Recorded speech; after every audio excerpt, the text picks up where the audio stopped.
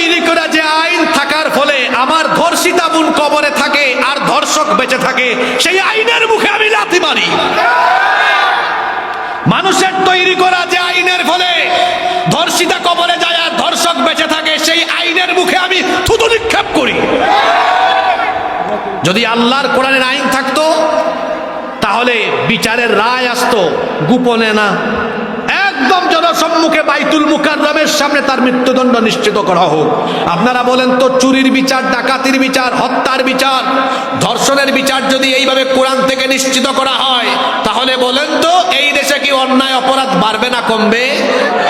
তাহলে অন্যায় অপরাধ নির্মূল করে একটি ইনসাফ মুক্ত কল্যাণমূলক বাংলাদেশ পাওয়ার জন্য এই কোরআনকে আমরা পার্লামেন্টে দেখতে চাই কি চাই না? কারা কারা চাই? দুহাত তুলে আল্লাহকে দেখা। 54 বছর ধরে তো আপনারা কমাইতে পারেন নাই বাংলাদেশে। 71 সালে স্বাধীন হয়েছে দেশ, 2025 পর্যন্ত অন্যায় অপরাধ আপনারা কমাইতে পারেন নাই। এই যে রমজান মাসে, গত রমজান মাসে মাগুরার 8 বছর বয়সী এক ছোট্ট বোন আসিয়ার সাথে এক পরিবারের 3 নরপিশাচ যে কাহিনী করলো, আপনারা জানেন না? এই মেয়েটা হাসপাতালের বেডে কাতরাতে কাতরাতে মারা গেল। ধর্ষিতা বোনটা কবরে চলে গিয়েছে। ধর্ষণ যারা করেছে, আপনারা বলেন তো এদের কি বিচারের রায় হয়ে গিয়েছে? কথা বলছেন না কেন? বিচারের রায় হয়েছে? মানুষের তৈরি করা যে আইন থাকার ফলে আমার ধর্ষিতা বোন কবরে থাকে আর ধর্ষক বেঁচে থাকে, সেই আইনের মুখে আমি লাথি মারি। মানুষের তৈরি করা যে আইনের ফলে ধর্ষিতা কবরে যায় আর ধর্ষক বেঁচে থাকে, সেই আইনের মুখে আমি থুতু নিক্ষেপ করি। যদি আল্লাহর কোরআনের আইন থাকতো তাহলে বিচারের রায় আসতো গোপনে না, একদম জনসম্মুখে বাইতুল মুকাররমের সামনে তার মৃত্যুদণ্ড নিশ্চিত করা হোক। আপনারা বলেন তো, চুরির বিচার, ডাকাতির বিচার, হত্যার বিচার, ধর্ষণের বিচার যদি এইভাবে কোরআন থেকে নিশ্চিত করা হয়, তাহলে বলেন তো এই দেশে কি অন্যায় অপরাধ বাড়বে না কমবে? তাহলে অন্যায় অপরাধ নির্মূল করে একটি ইনসাফ মুক্ত কল্যাণমূলক বাংলাদেশ পাওয়ার জন্য এই কোরআনকে আমরা পার্লামেন্টে দেখতে চাই কি চাই না? কারা কারা চাই? দুহাত তুলে আল্লাহকে দেখা। মাশাআল্লাহ, আল্লাহ সবার হাতগুলোকে কবুল করেন। এটা বাংলাদেশে করতে দেওয়া হবে। লজ্জাস্থানের হেফাজত প্রথমে করতে হবে পর্দা মেনটেন করে।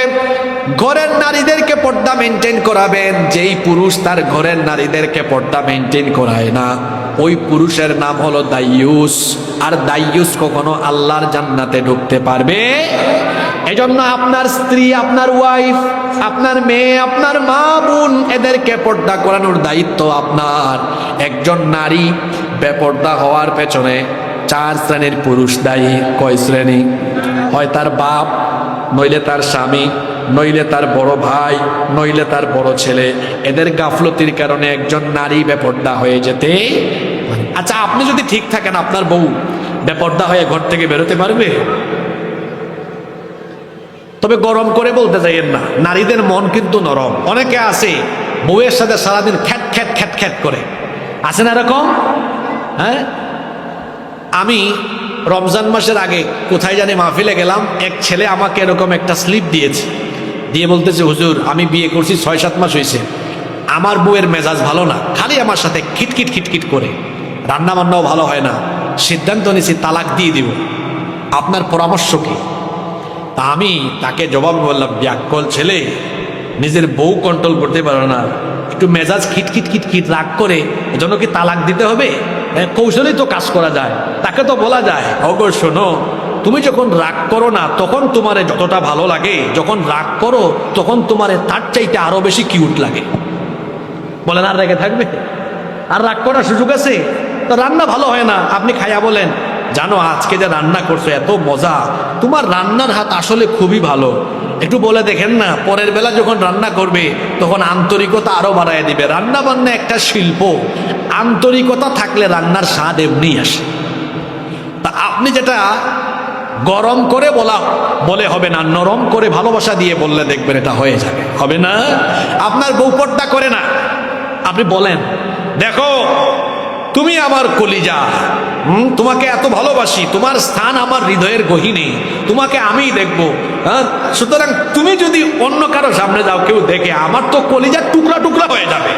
একটু ইমোশনালি বলে দেখেন, আপনার বউ ভাববে আমার হাজবেন্ড তো আমাকে অনেক ভালোবাসে, ব্যাপারটা হবে না, ধীরে ধীরে দেখবেন পর্দার ভেতরে চলে আসবে ইনশাআল্লাহ। নারীদের মন, নারীরা হলো প্রজাপতির মতো। কিসের মতো? প্রজাপতি চিনেন না আপনারা? এটাকে আস্তে করে ধরতে গেলে উড়াল মারে, আর জুড়ে চেপে ধরলে এটা মরে যাবে। তাই জন্য নারীদের মন নরম, একটু নরম করে বুঝান, বুঝে ফেলবে। খিটখিট খিটখিট কইরেন না। নারীদেরকে সম্মান করবেন, নারীদেরকে সম্মান করবেন। নারী হলো মায়ের জাতি, আমাদের পায়ের তলায় জুতা, আর নারীরা মায়ের জাতি হওয়ার কারণে তাদের পায়ের তলায় আল্লাহ জান্নাত রেখে দিয়েছেন। সুবহানাল্লাহ। যারা অবিবাহিত ছেলে ফেলে আসো, রাস্তাঘাটে মেয়েদেরকে দেখলে ইতরের মতো, ছোট লোকের মতো মেয়েদেরকে ডিস্টার্ব করো না। তোমার বোনকে যদি কেউ এরকম করতো তোমার কেমন লাগতো? তাই এক ছেলে আমার একদিন কই, হুজুর সবাইরে যদি আমার বোন মনে করি, আমার বউ হবে কোনটা? তো বউ যেটা হবে নসিবে এটা আছে, এমনি এটাকে আপনার সাথে জোড়া মিলাই দিবেন কে? আপনি তো টেনশন করেন কেন? বিবাহ করার আগে বিবাহ বহির্ভূত সকল ধরনের হারাম সম্পর্ক থেকে নিজেকে সেভ করেন। যারা ছাত্র জীবনে নারীর ফিতনায় পড়বে, তোমার কেরিয়ার শেষ হবে, আমি বলে গেলাম, তোমার জীবন শেষ হয়ে যাবে, ধ্বংস হয়ে যাবে। আর শোনো, আর কিভাবে বুঝায় বলতাম, যারা পড়াশোনা করো, তুমি তোমার ক্লাসের মেয়ের দিকে যে তাকাও আর তার সাথে রিলেশন করার অপচেষ্টা করো, এটাকে আমি চেষ্টা বলি নাই, অপচেষ্টা বলেছি। তুমি কোন দুঃখেই কাজটা করো আমারে বলো তো ভাই? হ্যাঁ, আমরাও তো তোমার এই বয়স পাস করে আসছি। তুমি যখন অনার্স মাস্টার্সে পড়বা, তোমার ক্লাসের এই সহপাঠী মেয়ের দেখবা 2-3টা বাচ্চা হয়ে গেছে, কারণ মেয়েদের বিয়ে আগে হয়। তুমি যখন বিয়ে করতে যাবা তখন দেখবা তার ছেলে মেয়ে কয়েকটার বয়স 5-6 বছর হয়ে গেছে। কে বলেন যাদের বয়স 35-40 আছে? কথা ঠিক বলছি না? তুমি, আমি এবার ছাত্রদেরকে বলছি যারা ক্লাস 9-10-এ পড়ে, এখন তো এরাই সব বুঝে, এই কাজ করো না। এই বয়সে পড়াশোনায় মনোযোগী হও, কারণ এই যে আল্লাহ আয়াতে বলছেন মুমিনদের গুণাবলী হলো সে তার লজ্জাস্থানের হেফাজত করবে। এর একটা অর্থ হলো যেমন পর্দা মেনটেন করা, 2 নম্বর অর্থ হলো বিবাহ বহির্ভূত সকল হারাম সম্পর্ক থেকে নিজেকে সেভ করা। আজকে বিবাহ বহির্ভূত হারাম সম্পর্ক আমাদের সমাজে বেড়েই চলেছে, কথা ঠিক না বেঠিক? খবরদার, আমি আমার স্কুল কলেজ ইউনিভার্সিটি পড়ুয়া ভাইদেরকে বলছি, পর্দার আড়ালের বোনদেরকেও বলছি, খবরদার বিবাহ বহির্ভূত সম্পর্ক থেকে নিজেকে হেফাজত করেন। আল্লাহ নবী আপনাদের ব্যাপারে কত বড় সুসংবাদ দিয়েছেন। আল্লাহ নবী বলেছেন, মাইয়াদমাল্লি মা বাইনা লাহিয়াইহি ওয়া রিজলাইহি আদমানু লাহুল জান্নাহ। যে ব্যক্তি তার 2 চোয়ালের মধ্যবর্তী জায়গা অর্থাৎ জিহবা আর 2 উরুর মধ্যবর্তী জায়গা অর্থাৎ লজ্জাস্থান, এই 2টা জিনিসের জিম্মাদারি হেফাজত যারা করবে, আল্লাহ নবী বলেছেন কাল কিয়ামতের দিন আমি নবী নিজে তাদের জন্য জান্নাতের জিম্মাদার হয়ে যাব। আপনি যদি আপনার চরিত্রটাকে ঠিক রাখতে পারেন, পবিত্র রাখতে পারেন, আপনার জন্য জান্নাতে যাওয়ার সুপারিশকারী হয়ে যাবেন মুহাম্মাদুর রাসূলুল্লাহ সাল্লাল্লাহু। আল্লাহ আমাদের চরিত্রকে সুন্দর বানিয়ে দাও। 5 এবং 6 নম্বর গুণ হলো আল্লাহ তাআলা একই আয়াতেই 2 গুণের কথা বলেছেন, ওয়াল্লাযীনা হুম লিআমানাতিহিম ওয়া আহদিহিম রাউন। সফলকাম মুমিন হলো তারা আমানত আর ওয়াদা রক্ষা করে যারা। 6 নম্বর আমানত, 7 নম্বর ওয়াদা। এই 2টা জিনিস যারা পালন করে, আমানতের খেয়ানত করা এটা কিন্তু মুনাফিকের আলামত, মুনাফিকের লক্ষণ। আবার আমানতের খেয়ানত এটা কিয়ামতেরও আলামত। আপনার কাছে কেউ কোনো কথা বললে, কেউ কোনো জিনিস বা বস্তু রাখলে আমানতের খেয়ানত করবেন না। আবার প্রত্যেকটা দায়িত্ব হলো আমানত। এই যে স্কুল, মনে করেন স্কুলে আপনি চাকরি করেন, এটাও আমানত। আপনাকে যে ডিউটি দেওয়া হয়েছে, দায়িত্ব দেওয়া হয়েছে, এটা যদি সঠিকভাবে পালন করেন তো আমানতদারিতা ঠিক থাকবে। যদি আপনি গাফলতি করেন তো খেয়ানত হয়ে যাবে। একজন মুমিন দায়িত্বের ব্যাপারে গাফেল হবে না, অবহেলা প্রদর্শন করবে না, কারণ দায়িত্বে গাফলতি করা এটাও হলো আমানতের খেয়ানত। আবার রাষ্ট্রীয় বা জনগণের দায়িত্বে থাকলে পরে সেটাও কিন্তু জনগণের আমানত, সেই আমানত রক্ষা করতে হবে। আর এটা বড় গুরুত্বপূর্ণ বিষয়। একটা রাষ্ট্রের দায়িত্বশীল ব্যক্তিবর্গ, একটা রাষ্ট্রের দায়িত্বশীল ব্যক্তিবর্গ যখন খেয়ানতকারী হয়, সেই রাষ্ট্র তখন উন্নত হতে পারে না, সমৃদ্ধ হতে পারে না। আর একটা রাষ্ট্রের দায়িত্বশীল ব্যক্তিবর্গ যখন আমানতদার হন, ওই দেশে তখন রহমত আর বরকত বাড়িয়ে দেন কে?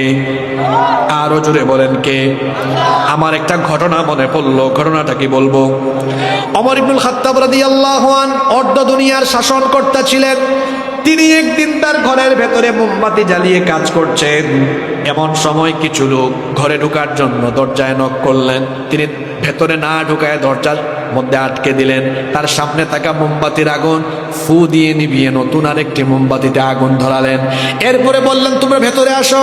এরা ভেতরে ঢুকেই বলল, আমিরুল মুমিনিন, আপনার সামনে তো মোমবাতিতে আগুন ধরানো ছিল, সেটা ফু দিয়ে নিভিয়ে নতুন করে আরেকটা মোমবাতিতে আগুন জ্বালালেন কেন? তিনি তখন বললেন, তোমরা আসার আগ পর্যন্ত আমি রাষ্ট্রের টাকায়, জনগণের টাকায় কেনা মোমবাতির আগুন জ্বালিয়ে জনগণের কল্যাণে অফিসিয়াল কাজ করছিলাম। তোমরা যখন আসার জন্য অনুমতি চাইলে, চিন্তা করলাম জনগণের টাকায়, রাষ্ট্রের টাকায় কেনা মোমবাতির আলো জ্বালিয়ে তোমরা তোমার আত্মীয় ব্যক্তিগত কথা বললে, জনগণের সম্পদের খেয়ানত হবে, রাষ্ট্রের সাথে গাদ্দারি হবে, কিয়ামতের ময়দানে আল্লাহর কাছে আসামি হয়ে দাঁড়াতে হবে। এই অনুভূতি যখন আমার অন্তরে তৈরি হলো, তখন আমি রাষ্ট্রের টাকায়, জনগণের টাকায় কেনা মোমবাতির আগুন ফু দিয়ে নিভিয়ে দিয়ে নিজের টাকার মোমবাতি জ্বালিয়ে তোমাদের সাথে এখন কথা বলছি। সুবহানাল্লাহ পড়তে ইচ্ছে করে না? আমার দেশের উন্নতি সমৃদ্ধির জন্য এইরকম আল্লাহওয়ালা পরহেজগার শাসক আমরা চাই কি চাই না? জোরে বলেন, চাই কি চাই না? এরকম পেতে চাইলে এই কোরআনকে শুধু মাহফিলের মঞ্চে আর মসজিদ মাদ্রাসায় রেখে দিলে চলবে না। এই কোরআনকে মসজিদ মাদ্রাসা মাহফিলের মঞ্চে রাখার পাশাপাশি আল্লাহর কোরআনকে পার্লামেন্ট পর্যন্ত নিয়ে যেতে হবে। তাহলেই এই দেশের উন্নয়ন সম্ভব, এই দেশকে সমৃদ্ধ করা সম্ভব। কারণ আল্লাহর কোরআন ছাড়া মানুষের তৈরি করা আইন দিয়ে দেশ পরিচালিত হলে, এই সব মানুষের তৈরি করা আইন দিয়ে দেশ থেকে অন্যায়ও কমবে না, দেশ থেকে অন্যায় অপরাধও কমবে না, দেশ ক্ষুধামুক্ত হবে না। অন্যায় অপরাধ 54 বছর ধরে তো আপনারা কমাইতে পারেন নাই বাংলাদেশে। 71 সালে স্বাধীন হয়েছে দেশ, 2025 পর্যন্ত অন্যায় অপরাধ আপনারা কমাইতে পারেন নাই। এই যে রমজান মাসে, গত রমজান মাসে মাগুরার 8 বছর বয়সী এক ছোট্ট বোন আসিয়ার সাথে এক পরিবারের 3 নরপিশাচ যে কাহিনী করলো আপনারা জানেন না? এই মেয়েটা হাসপাতালের বেডে কাতরাতে কাতরাতে মারা গেল। ধর্ষিতা বোনটা কবরে চলে গিয়েছে। ধর্ষণ যারা করেছে, আপনারা বলেন তো, এদের কি বিচারের রায় হয়ে গিয়েছে? কথা বলছেন না কেন? বিচারের রায় হয়েছে? মানুষের তৈরি করা যে আইন থাকার ফলে আমার ধর্ষিতা বোন কবরে থাকে আর ধর্ষক বেঁচে থাকে, সেই আইনের মুখে আমি লাথি মারি। মানুষের তৈরি করা যে আইনের ফলে ধর্ষিতা কবরে যায় আর ধর্ষক বেঁচে থাকে, সেই আইনের মুখে আমি থুতু নিক্ষেপ করি। যদি আল্লাহর কোরআনের আইন থাকতো, তাহলে বিচারের রায় আসতো গোপনে না, একদম জনসম্মুখে বাইতুল মুকাররমের সামনে তার মৃত্যুদণ্ড নিশ্চিত করা হোক। আপনারা বলেন তো, চুরির বিচার, ডাকাতির বিচার, হত্যার বিচার, ধর্ষণের বিচার যদি এইভাবে কোরআন থেকে নিশ্চিত করা হয়, তাহলে বলেন তো এই দেশে কি অন্যায় অপরাধ বাড়বে না কমবে? তাহলে অন্যায় অপরাধ নির্মূল করে একটি ইনসাফ মুক্ত কল্যাণমূলক বাংলাদেশ পাওয়ার জন্য এই কোরআনকে আমরা পার্লামেন্টে দেখতে চাই কি চাই না? কারা কারা চাই? দু হাত তুলে আল্লাহকে দেখান। মাশাআল্লাহ, আল্লাহ সবার হাতগুলোকে কবুল করেন। রাষ্ট্রীয় দায়িত্ব আমানত, এটার খেয়ানত করা যাবে না।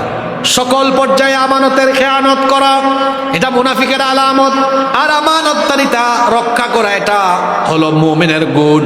এরপরে আল্লাহ বলছেন, ওয়াহদিহি মুরাউন, মুমিনরা তাদের ওয়াদা রক্ষা করে, যে ওয়াদা করবে ওয়াদা পালন করবে, বরখেলাফ করবে না। এরপরে 7 নাম্বার গুণাবলী হলো ওয়াল্লাযীনা হুম আলা সালাওয়াতিহিম ইউহাফিযুন, আর মুমিন তো হলো তারা জান্নাতি সফল কাম মুমিন হলো তারা 5 ওয়াক্ত নামাজের হেফাজত করে যারা। আচ্ছা দেখি তো, আপনাদের মনোযোগ টেস্ট করি। আল্লাহ 7টা গুণের প্রথম গুণ শুরু করেছেন নামাজ কি দিয়ে? নামাজ দিয়ে। আবার শেষ করতেছেন কি দিয়ে? তাহলে বোঝা গেল শুরুতেও নামাজ, শেষেও নামাজ। তার মানে বোঝা গেল নামাজ ছাড়া, সালাত ছাড়া সফল কাম হওয়ার কোনো সুযোগ। নামাজ ছাড়া জান্নাতের গন্ধ পাওয়া যাবে না। আর শয়তানের প্রধান লক্ষ্যই হলো আমাদেরকে নামাজ থেকে দূরে সরিয়ে রাখা। এই জন্য হাদিস শরীফে এসেছে শয়তান কোন সময় খুশি হয় আর কোন সময় বেজার হয়। আল্লাহর নবী বলেছেন যখন কোনো ব্যক্তি আল্লাহকে সাজদা দেয়, শয়তান এই দৃশ্য দেখলে ইতাজালা শাইতানু আনহু ফায়াবকি, শয়তান ওই ব্যক্তির কাছ থেকে দূরে চলে যায়, মনের বেদনায় কান্না করে। কোনো মানুষ নামাজে আল্লাহকে সাজদা দিলে ইবলিস কাঁদে, আর যখন কোনো মানুষ নামাজে যায় না ইবলিস তখন হাসে। কথা বুঝে থাকলে বলেন তো, আমরা নামাজে গেলে শয়তান হাসে না কাঁদে, আর নামাজে না গেলে শয়তান কি করে? এখন আপনারা বুঝে শুনে বলেন তো দেখি, আমরা শয়তানকে হাসাবো না কাঁদাবো? কাঁদাতে হলে নামাজ ছাড়বো না আদায় করব? নামাজ আদায় করলে খুশিকে, ছাড়লে খুশিকে? জোরে বলেন তো, আমরা খুশি করব যারে, তিনি কে?